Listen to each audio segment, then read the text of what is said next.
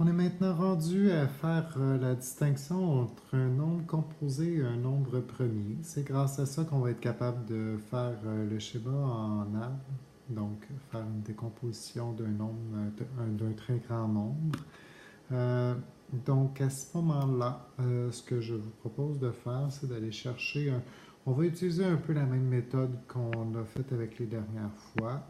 Je vais vous mettre un tableau blanc, puis on va aller mettre la page comme ça. Je vous ai déjà réservé un peu d'explication juste là. Donc, on va vraiment laisser faire ce qui est en rouge là, pour être sûr de ne pas se laisser déranger par ça. Je vous l'ai barré. Là, donc, ce qui est en rouge n'est pas important pour l'instant. On va y aller dans une autre capsule. De séparer les deux, peut-être ça vaut la peine. Donc, ce que vous allez retrouver à votre gauche, là, de ce côté-là, vous allez retrouver en vert ce qui se rapporte au nombre premier. Donc, comment est-ce qu'on fait pour le déterminer? En fait, c'est simple. Il faut que vous pensiez à ces diviseurs. Donc, pensez, est-ce que je suis capable de le diviser par autre chose que lui et 1? Puis si oui, mais à ce moment-là, il n'est pas premier. Il va être autre chose. Ça va être un nombre composé, mais on va en parler quand on va arriver dans le bleu. Donc ici, là, juste au-dessus de ma tête, là, vous allez voir, on va y revenir. Donc, c'est premier si tu es capable de le diviser seulement que par lui et 1. Là, je vous ai marqué quelques exemples, mais il y en a plein d'autres, là. Il y a 1, 3, 5, 7, il y aurait 11. Il y en a plein des comme ça. Puis des fois, ça va peut-être même augmenter, là. On en voit des irrégularités ailleurs aussi. 211 en est un exemple, mais il y en a d'autres des comme ça là, ailleurs. Là. Quand vous utilisez vos critères de divisibilité, là, avec 211, ben, ça ne fonctionnerait pas. C'est un exemple que je voulais vous donner, mais il y en aurait d'autres. Donc, faire attention à ça.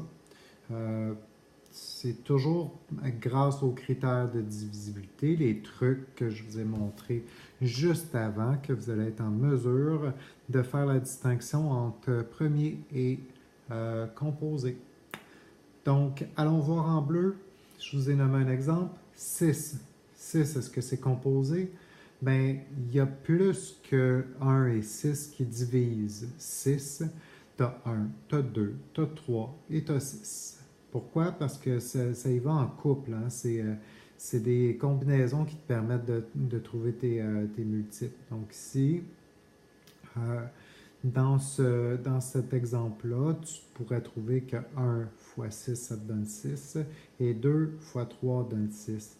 Mais là, il y a tous les nombres qui ont plus que 1 et lui-même comme diviseur, automatiquement, ça va être composé. Fait que c'est le cas de 42, c'est le cas de 27, c'est le cas de 16, c'est le cas de 168, c'est le cas de bien des nombres. En fait, presque tous les nombres sont comme ça, à part les nombres premiers. Donc, vous comprenez, là, ici, là, c'est important de le voir comme ça.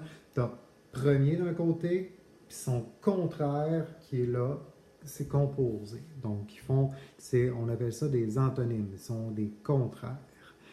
Donc, ça fait la suite de la distinction à faire entre les facteurs premiers, donc les nombres qui sont premiers, les nombres qui sont composés. Ça va nous permettre de mieux comprendre ce qui s'en vient en rouge, là, ce que vous voyez juste là qui est barré tout partout. Là.